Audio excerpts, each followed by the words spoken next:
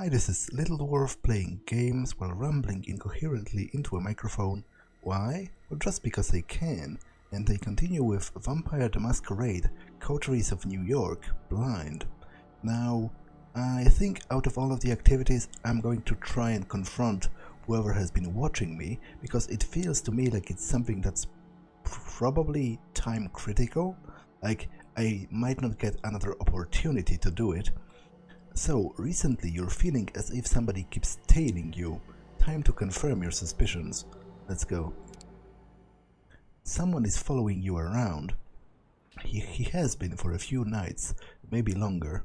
That can't be a good thing. The only question is, what to do about it.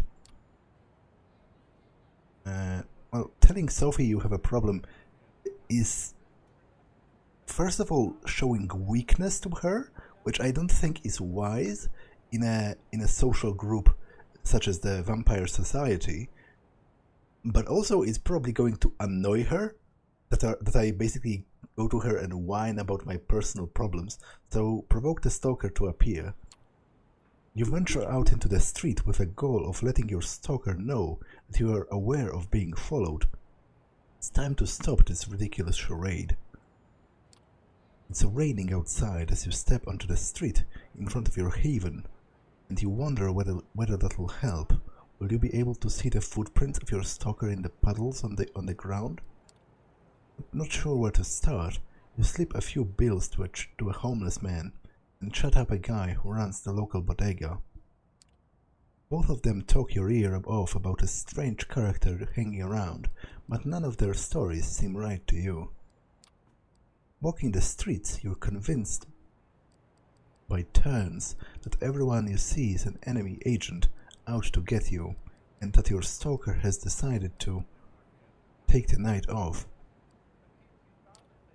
Frustrated after a couple of hours of useless searching, you cross the road without looking where you're going. A courier on the motorbike zooms towards you and has no time to brake or swerve as you suddenly step in front of him. For a split second, your eyes meet those of the man on the bike, and you both know you'll collide. You'll get hurt. Something hits you, pushing you forward. You tumble, flying to the sidewalk as the courier zooms past. You feel a weight on your back, catch a glimpse of something, a person, female you think, and then she disappears. You could spend a couple more hours trying to find the woman who's been stalking you, but in your shriveled undead heart, you know it's futile. She's gone. Well, I have accomplished nothing, and apparently I need to rest already. So let's do it then.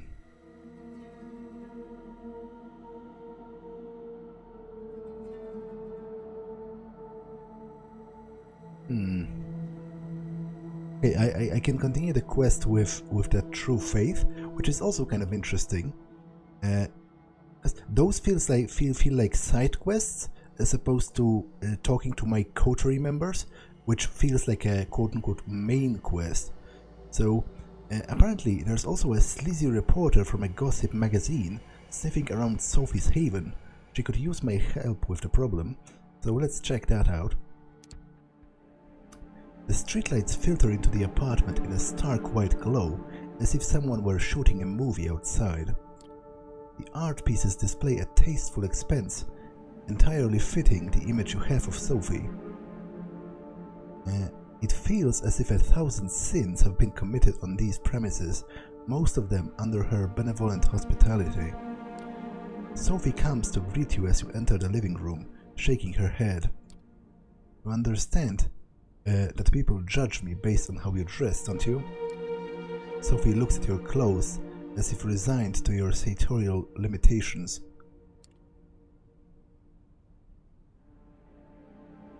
I can take care of myself. You don't have to fuss over me, Sophie. I can take care of myself. I'm sure you can, little fledgling. Sophie walks out to the window and looks out.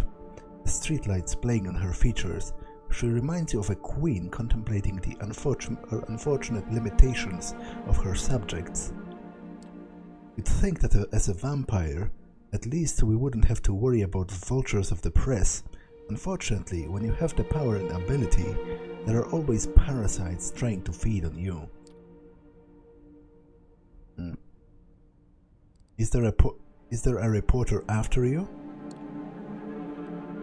Yes, a terribly persistent creature. Sophie steps away from the window and settles down on a sofa, a wine glass with red liquid in it, blood treated as to not spoil. You've become good at noticing the scent, even from a distance. She doesn't offer you any, as you cautiously sit down across from her. This awful man has been stalking my apartment with a camera. Has gone to my thrash, talked to the neighbors. Please be a dear and explain to him that there's nothing for him to find here. Is this about the masquerade?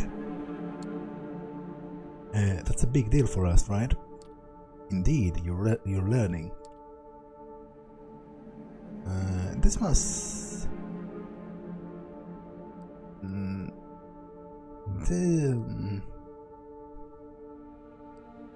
This must... To be honest, I don't really like any of those. Like, isn't this dangerous? Does he mean, isn't the person investigating you dangerous, or is me talking to him dangerous? Because the second option is kind of dumb to even ask. But in this day and age, isn't this unavoidable in some way? Isn't this unavoidable when we fake our mortal lives? Do you really think you can tell me how to live? Do you know anything about the reporter? Man, woman, young, old, anything like that? All gossip reporters look the same to me. Time for you to go. I have business to attend to. You leave the apartment as Sophie disappears into another room. You don't have a clear idea of the games she plays with the city's mortal and immortal power structures, but she always seems to be making a move. Outside on the streets there's a light. There's a slight, warm drizzle, the kind that gets under your clothes and makes you want to take a shower when you get back to your own haven. No reporters immediately jump out to you. I guess I can use my enhanced senses. New York smells of people, thousands and thousands of them put together. It takes a moment for you to get grips with the full panoply of the sensation. But once you do, there's one that sticks out. Cheap aftershave, the strong imprint of someone who has hung around the building for a building a lot, strong enough to persist despite the light rain. Stale cigarette smoke, sweat. You follow your hunch as you walk closer, and you reflect on on how sometimes being kindred makes things so easy. You enter an alley, a dark, dingy space between two tall buildings. Once upon a time, a place like this might have worried you, made you think of muggings and violence. Now it is clear that the most dangerous thing here is you. The man you are following seems to realize this too.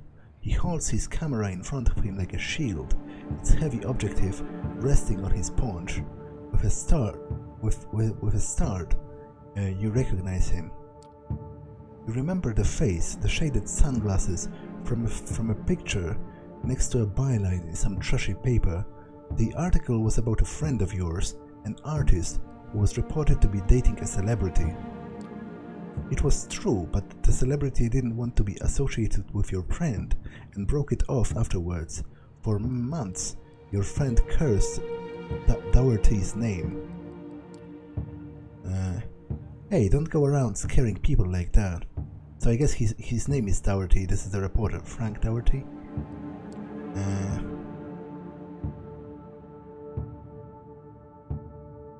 I recognize you. You're Frank Dougherty. I recognize you from that thing. You're a fake reporter, right? I am a real reporter, damn it. A lot of scoops here in this dirty alley? You can't be a journalist if you're not willing to get your hands dirty. Do you live here? I'm working on a story of a local resident. Her name is Sophie Langley. Everybody knows her in high society circles. From the way you look, I'm guessing you might know her too. She's a redhead, pretty as a picture, and there were a lot of pictures of her throughout the years. That's the thing, in fact. Look at this. Frank pulls out his phone and starts showing you pictures. Some have been downloaded from news sites, while others are photos from the society pages of newspapers from past decades. All show Sophie. She has different clothes, hairstyles, makeups and names, but the face remains the same.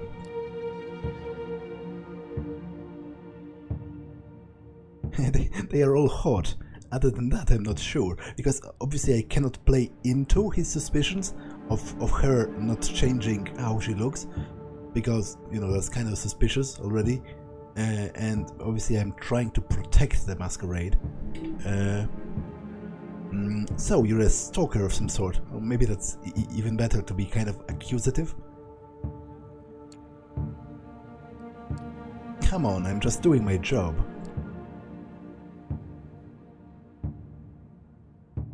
So why does this matter? Maybe it doesn't, but people are always interested in staying young.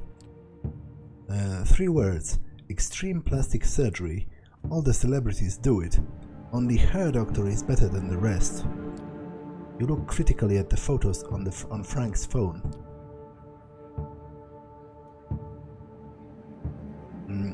So you're looking for a doctor in an alley.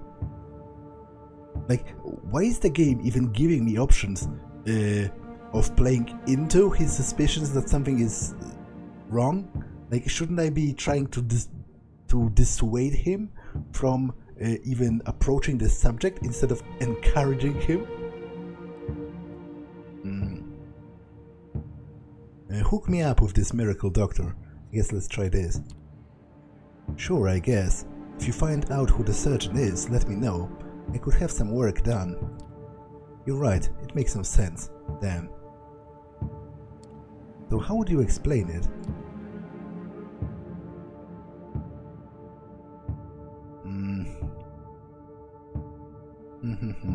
Obviously, saying that I know her personally is probably not the right idea, because after all, I'm trying to lead him away from her, and if I confide in him that I know her personally, he's probably never going to leave me alone, or her. Like, he will have yet another route to get closer to her. So I have a choice between ancient medicine and it's a hoax. I guess it's relatively easy to fake something like that, you know, fake photos or images, even over the course of years. Like, to be honest, people have been altering photos long before computers even came up. Like, you know, there's the whole very famous story of Stalin, what's the word, erasing Trotsky from a picture they took together. So I guess let's try it's a hoax. Have you ever considered the possibility that those pictures are a hoax? Sure, anything can be a hoax, but I dug those old papers from the archives myself. I got to have something usable.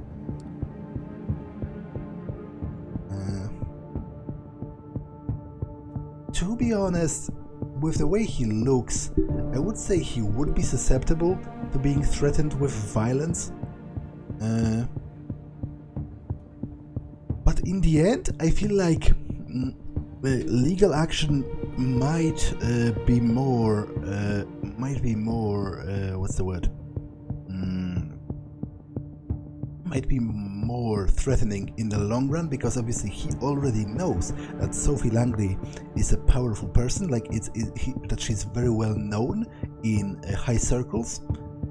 So presumably he already suspects she has a lot of influence, and maybe I can somehow play on that. Frank, I'm trying to help you. I'm trying to give you something you can work with. Take it. Frank is clearly taken aback by the change in your tone, but he's a gossip reporter. He's used to people trying to push him. Look, I am a reporter. You can bluster, but you can't hide the truth.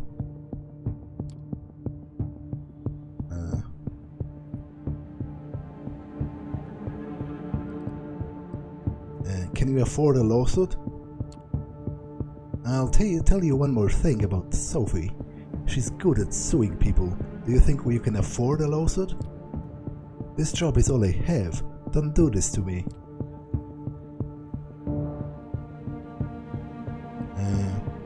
This is just business.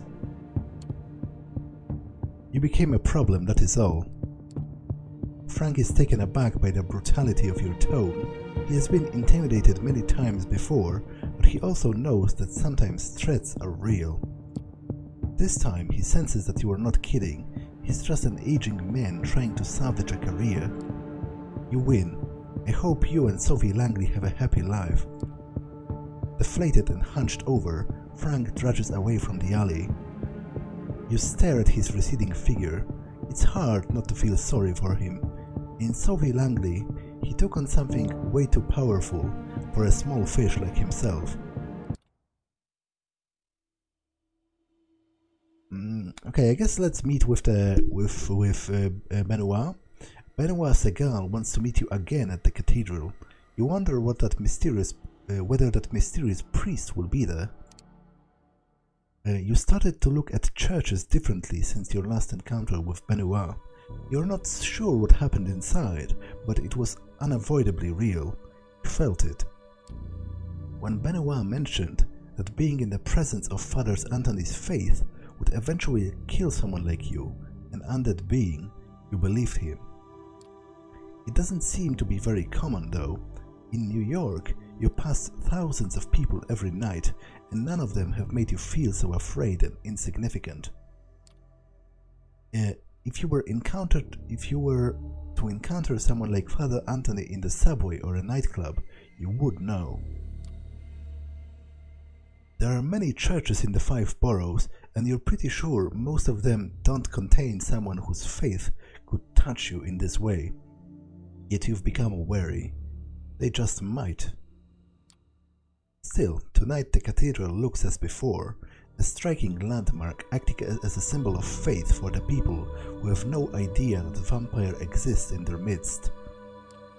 For them, questions of faith and myths are theoretical or philosophical. For you, the same questions suddenly define the meaning of your new existence. You sneak into the cathedral like an old hen, and as if going to church had been a regular part of your life. Inside, the cathedral is almost deserted. You're not sure if you'll be meeting Benoit alone. The idea of feeling Father Anthony's faith on your undead flesh freezes you with terror.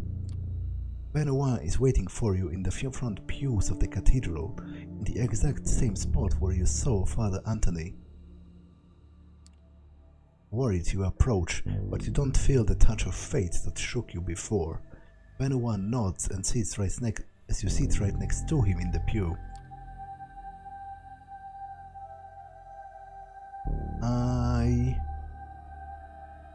I do have questions. I thought a lot about our last meeting. There are so many questions and I'm not sure where I can find the answers. I can tell you some things, but you will grow dissatisfied with me and want to find answers on your own. That quest will never end. You have had some time to think. I'm guessing you found the touch of Father Anthony's faith hard to ignore. For most people, God's presence is the question of faith. When I talk to Father Anthony, it feels like proof. Benoit is fervent, intense as he speaks. It's clear that these questions have consumed his existence. Perhaps they will consume yours as well.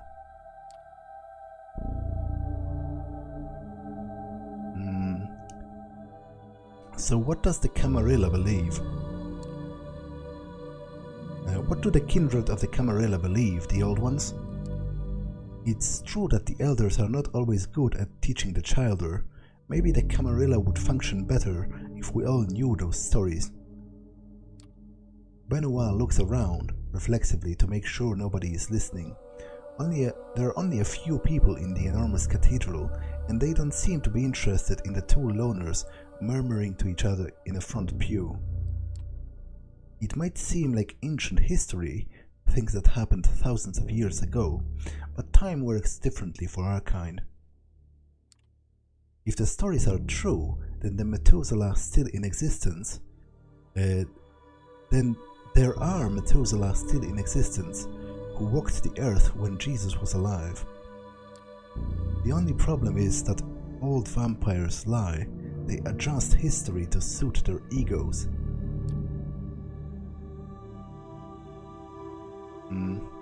Let's focus on what we can verify. Shouldn't we focus on what we can verify here and now, our blood and the effect of Father Anthony's belief? I suppose that would be a scientific approach. Still, I can't let go of the idea that the old stories will tell us something. This is how the story goes. God cursed Cain as punishment for the murder of Abel. Cain walked the night shunned by humanity and drank blood to sustain himself. Even from the point of our origin, we are damned. However, the story becomes really interesting when we move forward. Cain creates more of our kind, often referred to as the second generation. They lived in the first city, later called Enoch, ruled openly over the city's human inhabitants. I see the first city as Cain's redemption. Cursed by God to wander, he remade himself as a ruler and lawgiver, acting as an immortal shepherd to humanity. It only started to go wrong when the second generation begat the third, and vampires started to run amok. Vampires ruled openly over humans?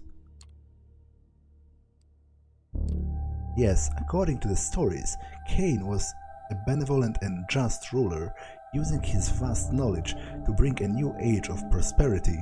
Of course, these stories were written by vampires. After the first city, Cain largely departs from the story. Perhaps he was disheartened by the depredations of his descendants. The antediluvians went on to build the second city in imitation of the first, but it's doubtful their rule was just. There are people moving in the cathedral, and both you and Benoit have made sure no one gets close enough to hear you talk. As Benoit goes on, your undead senses detect something that deviates from the normal hubbub of the devout mortals, cathedral workers and tourists. You hear the squeaking wheels of an old wheelchair that hasn't been taken out too often.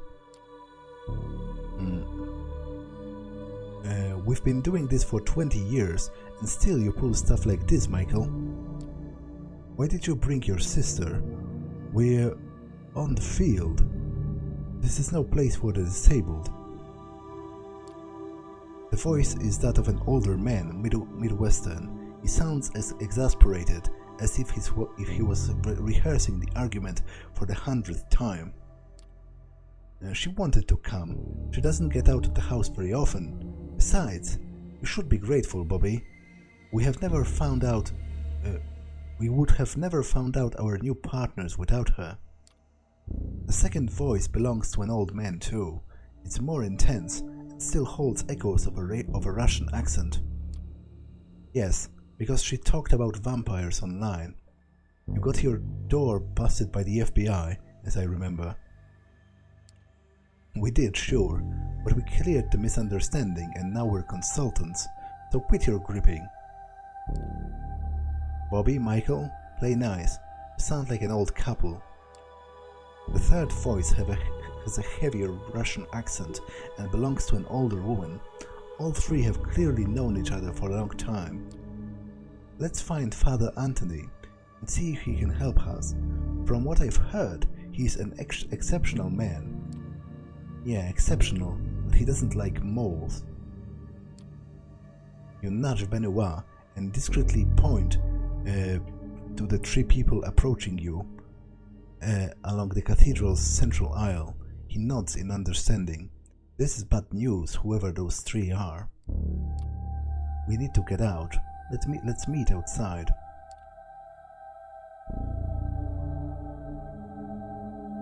Move discreetly to the side. Better not to call attention to yourself. You decide to move to the side of the cathedral and pretend to pray at an altar. You walk casually towards the side, away from the three approaching mortals.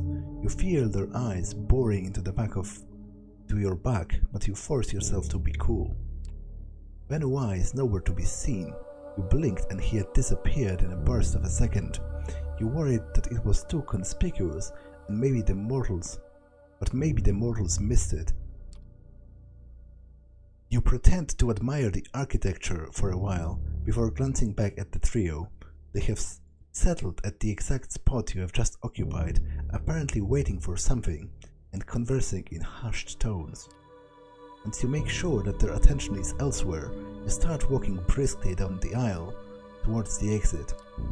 That was a close call. Who were those three? It sounded like they might be beginning hunters, because beginner hunters rather, because they were talking about recruiting Father Anthony, presumably wanting to take advantage of his faith, but also they were talking about how they were talking about vampires online, and it got the attention of the FBI, because obviously since the governmental agencies have cracked the Nosferatu databases, they know about the existence of vampires. So as Hope said in the conversation with her, they are monitoring online traffic and looking up conversations that bring up keywords related to the subject. Who were those three? Did you recognize them? I might have, I'm not sure. There's talk of a few tenacious vampire hunters living in the city. One of them is supposed to be a woman in a wheelchair. For a second, Ventrue looks at you as if he was wondering whether he should say something. There's only one thing that I always wondered about Cain, about the story of Cain. The tradition of the Camarilla puts a lot of faith in the relationship between sire and child. You're supposed to follow the example of your maker, but Cain didn't really seem to care for the vampires he embraced. Did he think it was a mistake to create our kind?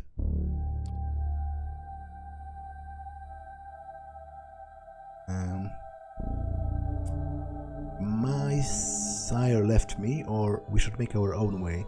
We should make our own way in the world. All this talk of Cain, sires and childer makes me think we are bound to this hierarchy forever. We are, my friend, we are. Unless you want to go Anarch. You know, I'm Sophie's child. And you're her protégé. It's amazing that we share an appreciation for the mythologies of our kind, considering Sophie has little interest in the question of spirit.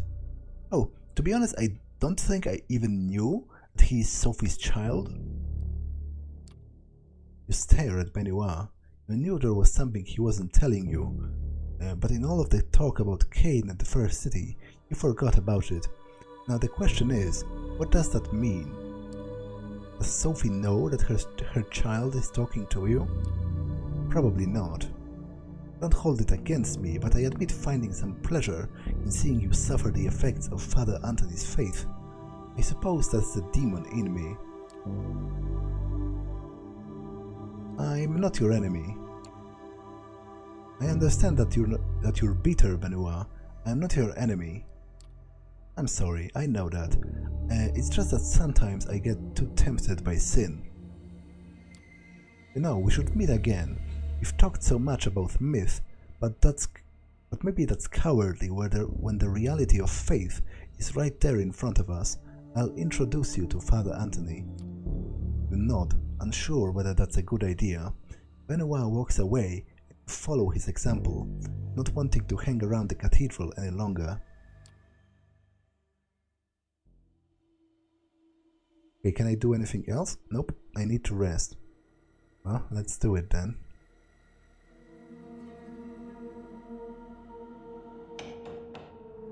Kadir al-Asmai, the sheriff of New York City, is knocking at the door to your haven. The sight comes as more than a little shocking. If he had business with you, you'd either expect to see him already inside, or never see him coming at all. Yet there he is, on the other side of the peephole, patiently and politely waiting for you to let him in. You carefully unlock the door and face him in silence. Evening, may I come in? You simply stare at him.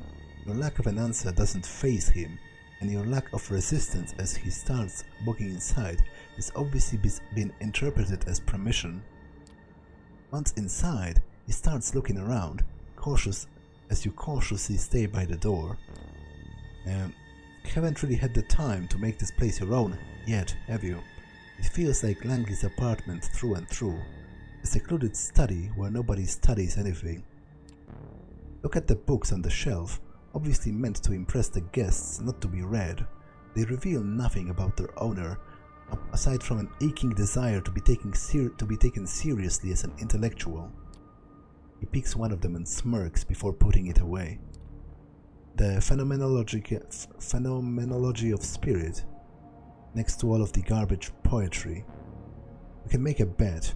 If she's reading more than 20 pages, if she's read more than 20 pages, I owe you $50 and a gallon of blood. Now, isn't a phenomenology of spirit a book by Hegel? To be honest, I'm not sure, but I'm going to check it and put it in the description, because it sounds vaguely familiar to me.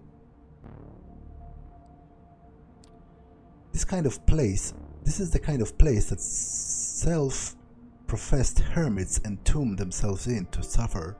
Considering how much you have to run around these nights, you probably only use it to shelter from the sun and rest, right? Even though he's obviously making an effort to come off as non-threatening, it's impossible to forget the first impression he made. You still see him as a fierce predator, trying hard not to expose his true colors. You sense a familiar fight-or-flight response as you struggle to find a diplomatic answer to the last question. If Kadir is bothered by your silence, he doesn't let it show. He keeps walking around, toying with whatever catches his eye. Eventually, he speaks up again. Watch any baseball lately? If I had to guess, you strike me as a Red Sox fan. Now he is inviting you to talk in a more direct manner. You attempt to overcome your physical reaction to him and reply as casually as you can. Apparently I can't quite get to it. Your mind keeps going back to that night where everything changed forever, waking up in hell with a body next to you, spending a night in that underground sweatbox, unsure of what will happen next, that endless car ride, 3 strikes, a bloodthirsty crowd and that blade. A rebirth, a baptism by fire, a frightening executor who made sure that the flames scarred your spirit. As you look into his face, you realize that he has read the emotions from yours. Not in the mood to exchange pleasantries, huh? There's no animosity in his voice, he's just stating a fact. Let me get straight to the point then.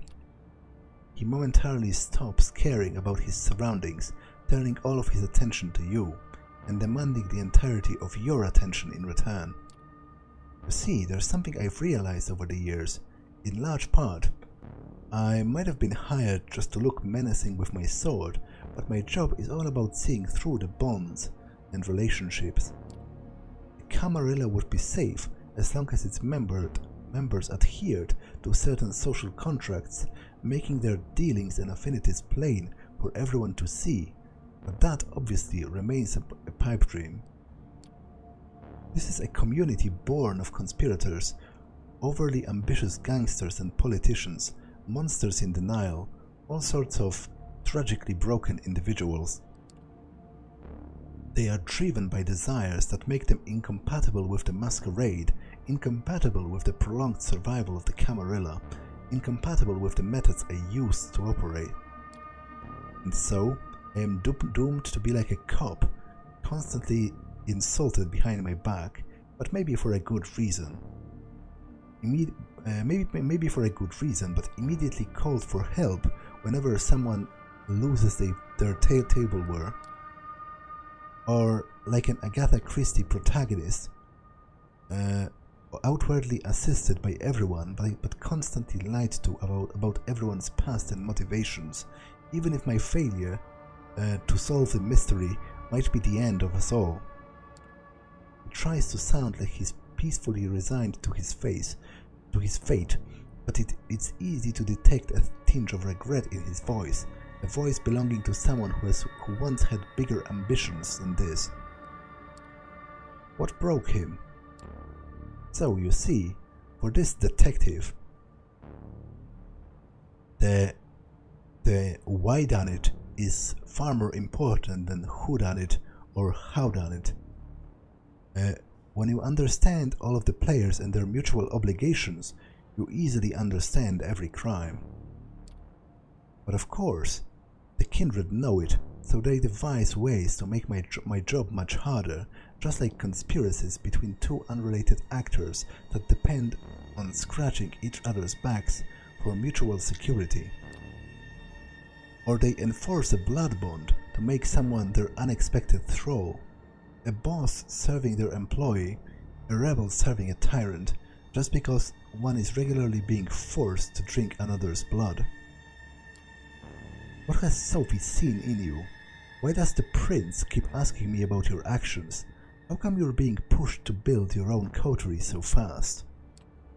You are surrounded by unclear motivations which you yourself don't understand. That unnerves me, and it should unnerve you as well. You unnerve me. And what are your motivations? Finally, you manage to raise your voice. Kadir notices the effort and smiles softly. So you haven't gone mute since the last time I saw you. Good. Well, I'm here for a selfish reason. I need to develop a rapport with you to better fulfill my obligations. The last time we met, I couldn't see you as my equal. Now that you have been accepted into the Camarilla, what choice do I have? I'd understand if you didn't want to see my face again, but I'm one of the faces of the New York City community, and as long as you are a part of it, it's going to be impossible to avoid me. Especially when I have business with you, and I do. And as you might have guessed by now, one of my tasks is uncovering and understanding your bonds, and one of them might endanger our community. Well, that's not menacing at all. Who is he talking about?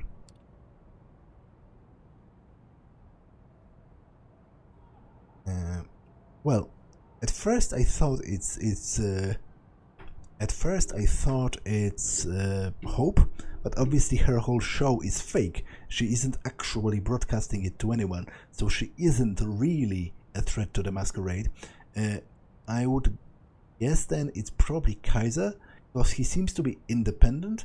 It doesn't seem like he's part of the Camarilla structure, which is actually the way Nosferatu, especially powerful Nosferatu, operate, because they are so valued as information brokers that they often have their own niche, kind of, where everybody kind of hates them for being ugly and smelly and whatever, but everyone kind of needs them as well.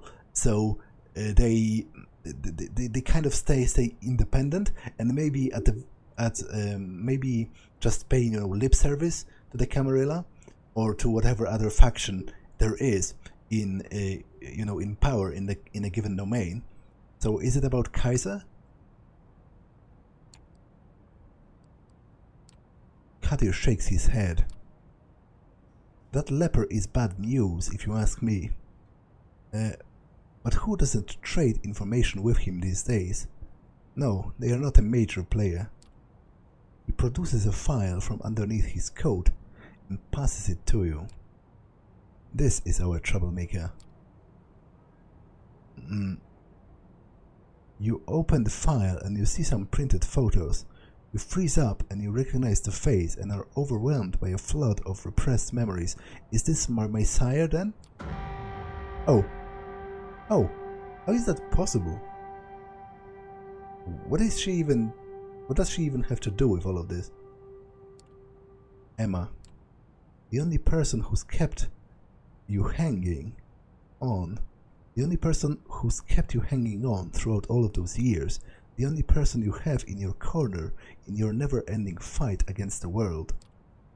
Kept your shit together so far, tried not to think about her until you get everything sorted out, but seeing her face brings a lump to your throat. You look up at Kadir expecting answers. I'll be frank, at first I thought you were a total commercial failure, someone destined to eventually disappear into the streets of New York without a trace or a soul to care. But it looks like your sister is the best guardian you could ask for. Lots of friends in high places and lots of favors to collect. The word is, she'll do anything to get you back. The risk of endangering us is relatively low, but far from non-existent, which means your sister must be stopped. Oh, so she's trying to investigate my apparent death, right? Because I've literally, like, from her perspective, I guess I kind of disappeared from the face of the earth. Must be stopped sounds threatening. You dread thinking what he's planning. I'll arrange for the two of you to meet tomorrow so you can straighten the situation out and say goodbye to the life that you have forsaken. He'll arrange what? Your eyes must look like saucers right now. Usually, those matters are left to my discretion, and I can't think of an easier solution. The lost sheep reappears, takes care of unfinished business, and disappears, never to be seen again. Nobody cares. It's simple, it's clean. No contrived schemes, no unnecessary victims. And it gives me an opportunity to learn more about you as I observe.